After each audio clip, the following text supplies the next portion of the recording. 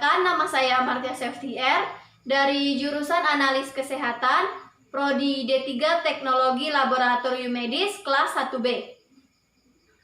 Baiklah, di sini saya akan mencoba menjelaskan 3 materi mata kuliah anatomi fisiologi.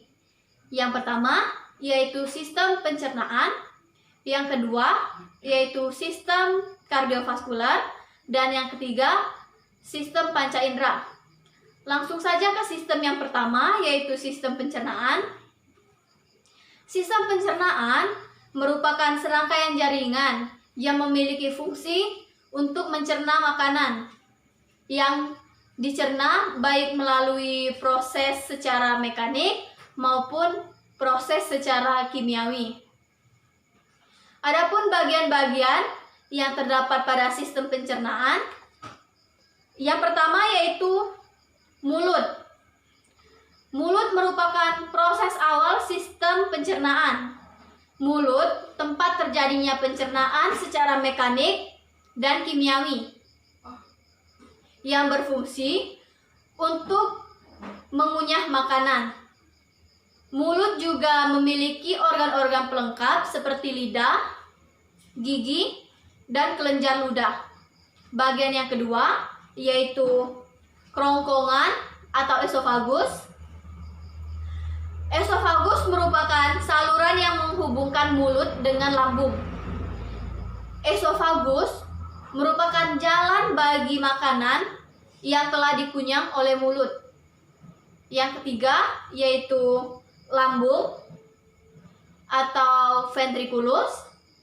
Lambung merupakan berbentuk seperti huruf J yang memiliki ukuran sekitar 2 kepalan tangan manusia. Terletak di antara esofagus dan usus halus pada perut bagian atas.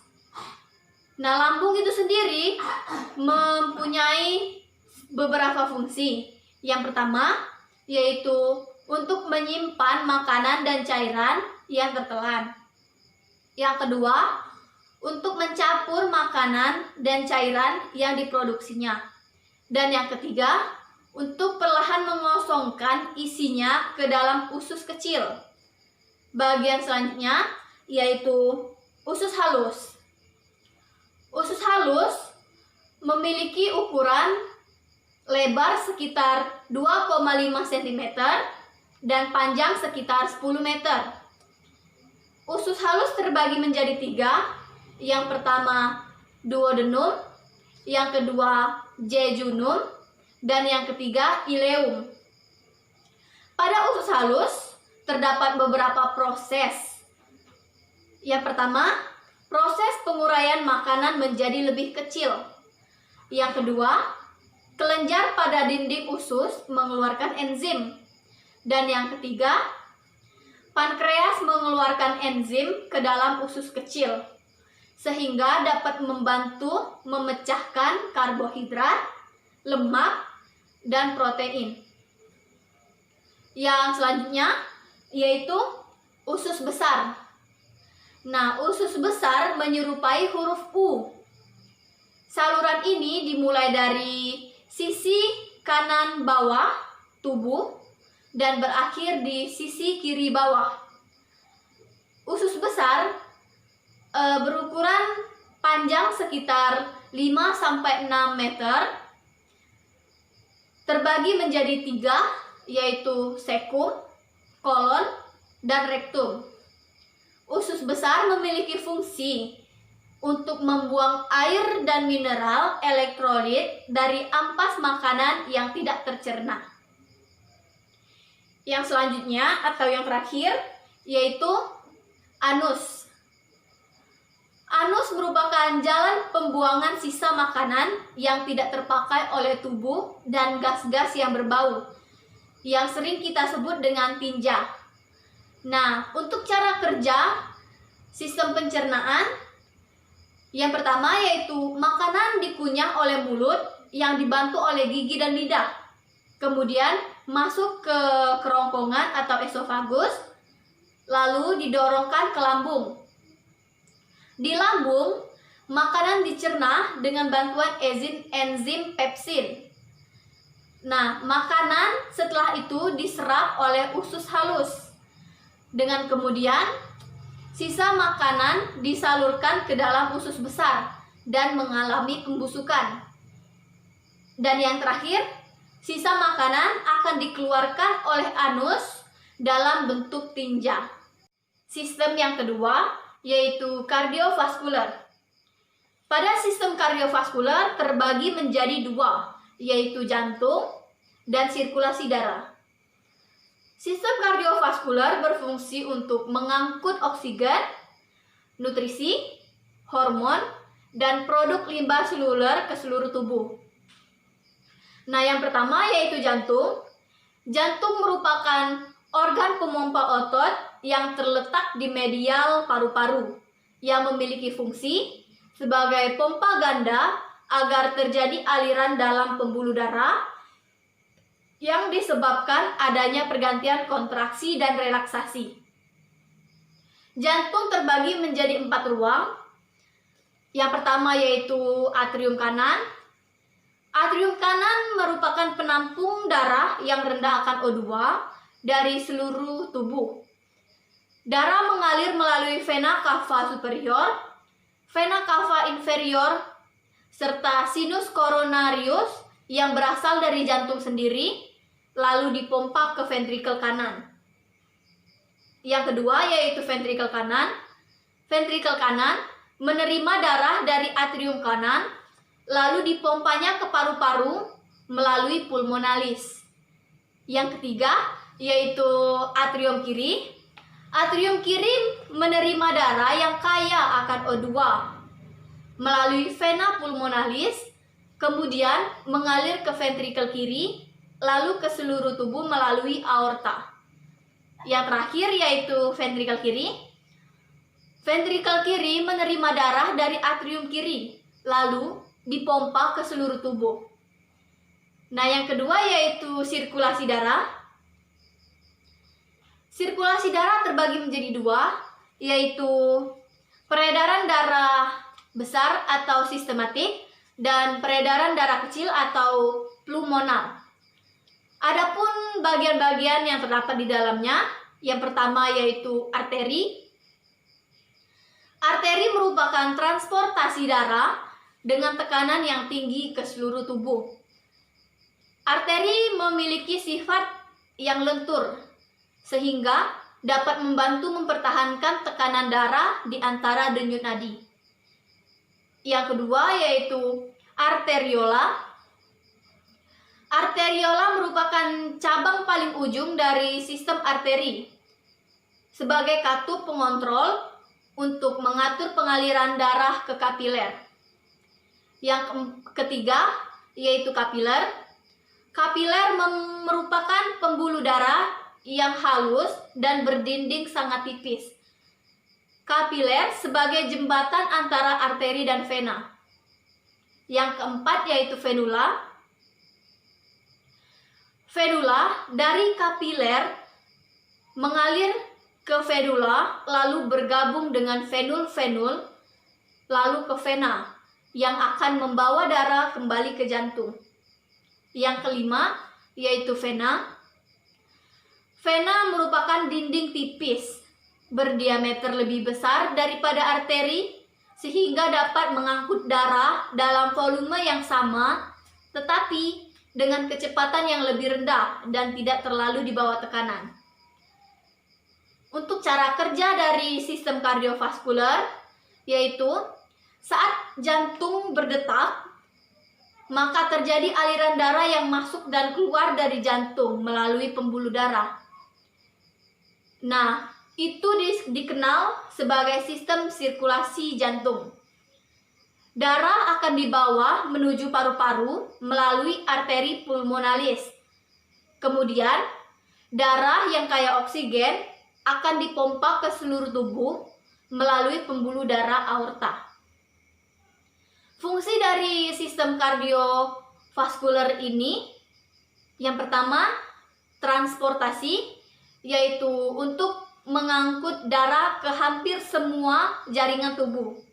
Yang kedua, sebagai perlindungan, yaitu untuk melindungi tubuh melalui sel darah putihnya. Yang ketiga sebagai regulasi, yaitu berperan dalam kemampuan tubuh untuk mempertahankan kendali homeostatis dari beberapa kondisi internal. Sistem yang ketiga yaitu sistem panca indera. Pada sistem panca indera terbagi menjadi 5, yaitu mata, telinga, hidung, lidah, dan kulit. Yang pertama yaitu mata. Mata berfungsi untuk melihat apa sesuatu yang terjadi di lingkungan sekitar kita. Bagian-bagian dari mata yaitu yang pertama kornea mata, yang berfungsi untuk menerima sebuah rangsangan cahaya dan meneruskannya pada bagian mata yang lebih dalam. Yang kedua yaitu lensa mata. Lensa mata berfungsi untuk meneruskan dan memfokuskan pada cahaya agar bayangan benda jatuh ke lensa mata. Berikutnya yaitu iris.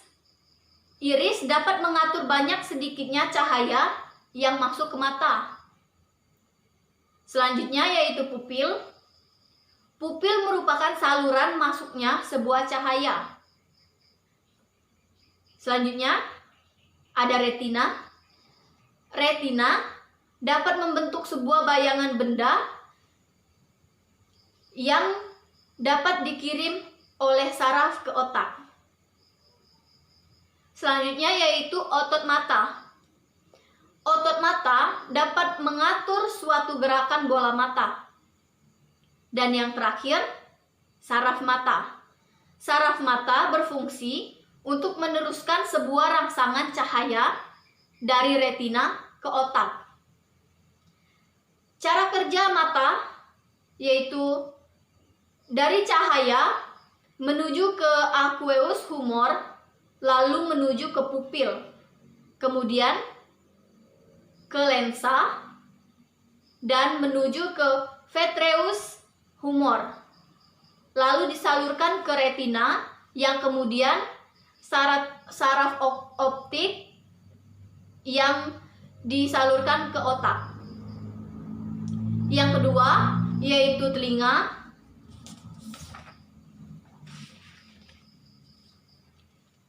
Telinga memiliki fungsi sebagai pendengaran untuk mendengar suara-suara yang ada di sekitar kita. Namun, telinga juga memiliki fungsi lain, yaitu sebagai alat keseimbangan. Bagian-bagian dari telinga yang pertama yaitu telinga bagian luar, daun telinga, lubang telinga, dan liang pendengaran. Kemudian telinga bagian tengah yaitu gendang telinga, 3 tulang pendengar, dan saluran eustachius. Serta telinga bagian dalam yaitu alat keseimbangan, 3 saluran tengah lingkaran, tingkap jorong, dan tingkap bundar, serta rumah siput atau sering kita sebut dengan koklea. Cara kerja dari telinga yaitu dari suatu getaran menuju ke daun telinga, kemudian disalurkan ke saluran telinga, lalu ke gendang telinga yang menuju ke 3 tulang pendengaran, kemudian disalurkan ke koklea dan menuju ke sel-sel rambut dalam organ korti, lalu menuju sel saraf, auditori, kemudian yang terakhir ke otak.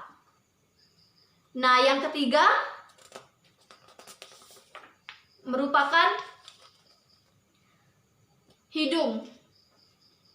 Hidung memiliki fungsi sebagai alat pembau atau pencium. Bagian-bagian dari hidung yaitu yang pertama ada lubang hidung. Lubang hidung berfungsi untuk jalan keluar masuknya udara. Yang kedua yaitu rambut hidung. Rambut hidung dapat berfungsi untuk menyaring udara yang masuk. Berikutnya yaitu selaput lendir. Pada selaput lendir, tempat menempelnya kotoran-kotoran. Kemudian saraf pembau. Nah, pada saraf pembau ini mengirimkan bau-bau ke bagian otak. Cara kerjanya yaitu bau menuju lubang hidung, kemudian disalurkan ke epitelium olfaktori, lalu menuju ke mukosa olfaktori, dan disalurkan ke saraf olfaktori, talamus, dan hipotalamus, kemudian disalurkan ke otak. Yang keempat yaitu sistem lidah. Nah, pada sistem lidah, kita dapat merasakan rangsangan rasa dari makanan yang masuk ke dalam mulut. Adapun bagian-bagian yang terdapat pada lidah yaitu dasar lidah, badan lidah, ujung lidah, dorsum lidah, dan bawah lidah. Nah, di sini juga terdapat pengecap rasa. Ujung lidah terdapat pengecap rasa manis. Bawah samping kanan terdapat pengecap rasa asam. Atas samping kanan rasa asin. Bawah samping kiri rasa asam. Dan atas samping kiri rasa asin. Dan di ujung lidah bagian dalam itu pengecap rasa pahit. Nah, untuk cara kerja dari lidah, makanan menuju ke papila yang diteruskan kepada saraf gustatori, lalu menuju ke medula oblongata, lalu disalurkan ke talamus, dan terakhir ke otak. Yang selanjutnya yaitu kulit. Kulit menerima rangsangan temperatur suhu, sentuhan, rasa sakit, tekanan. Pada kulit terdapat reseptor yang sangat peka terhadap rangsangan fisik pada manusia. Rangsangan yang dapat diterima oleh kulit yaitu sentuhan panas, sentuhan dingin, tekanan, dan rasa nyeri. Nah, pada saat kulit menerima rangsangan, maka rangsangan yang sangat peka tersebut akan diterima oleh reseptor, lalu diteruskan otak melalui saraf, kemudian diolah oleh otak tersebut. Nah, mungkin itu saja yang dapat saya jelaskan dari 3 materi di atas. Lebih kurangnya saya mohon maaf. Saya akhiri. Assalamualaikum warahmatullahi wabarakatuh.